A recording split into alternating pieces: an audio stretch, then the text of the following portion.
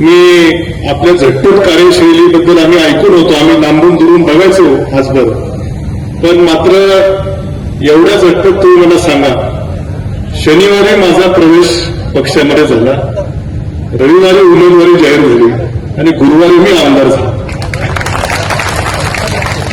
म्हणजे आपल्या झटपट कार्यशैलीबद्दल आम्ही ऐकून त्याचा अनुभव राहुरीकरांनी त्या ठिकाणी घेतलेला आहे.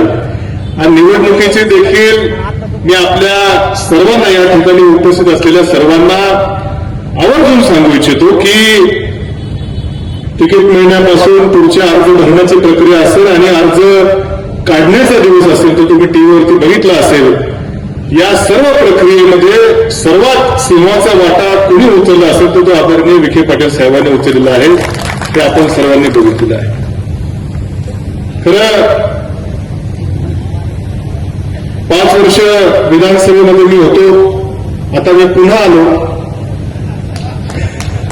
विधानसभेत नाही पण विधान परिषदेत आलो आणि मला खात्री आहे की ही जी संधी साहेब आपण मला या ठिकाणी दिलेली आहे, या संधीच्या रूपानं या आता फक्त राहुरी नगर पाथर्डी विधानसभा मतदारसंघ तर आहेच, परंतु जिल्ह्यातल्या स्थानिक स्वराज्य संस्थांचे देखील प्रश्न विधान परिषदेच्या सभागृहात मांडण्याची जी संधी आपण मला दिली, या संधीचं निश्चितपणे सार्थक करून दाखवल्याशिवाय राहणार नाही, अशी ग्वाही आपल्याला आम्हा सर्वांच्या वतीने या ठिकाणी देते.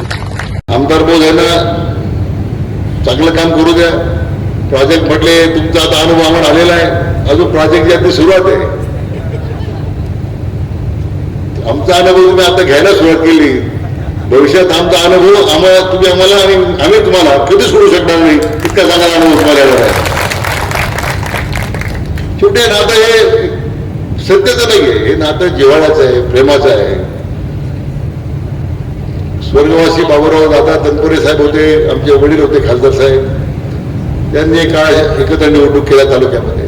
मतभेद होतात राजकारणामध्ये, होत नाही असं नाहीये. आम्ही निवडणूक लढवून एकामेका विरुद्ध, प्रोजेक्ट एका बाजूला, आम्ही शिवाजी बरोबर. हे संपूर्ण राजकीय प्रक्रियेमध्ये, संक्रमणामध्ये गोष्टी पुढे माग होत राहतात. बरोबर काय सगळा,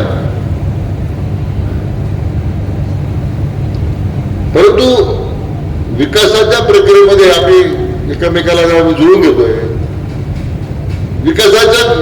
विकासात्मक कामाला वेग यावं आम्ही एकमेकाशी बरोबर आम्ही सहकार्य करतोय. त्यांनी भारतीय जनता पक्ष तेव्हा माझा आग्रह होता आणि तो निर्णय आता केला. आणि तुम्ही आता भारतीय जनता पक्ष आलात राजनजी, तुम्ही चिंता करू नका. राज्याच्या मुख्यमंत्र्यांचं संपूर्ण पाठबळ हे आपल्या पाठीमागे 100% उभं राहील, हे मी त्यांच्या वतीने मी आपल्या खात्यात होतो. पुन्हा एकदा आपलं मनापासून अभिनंदन, सर्व कार्यकर्त्यांचं अभिनंदन. आमचे नगरसेवक नाराज झाले पण त्यांचं अभिनंदन.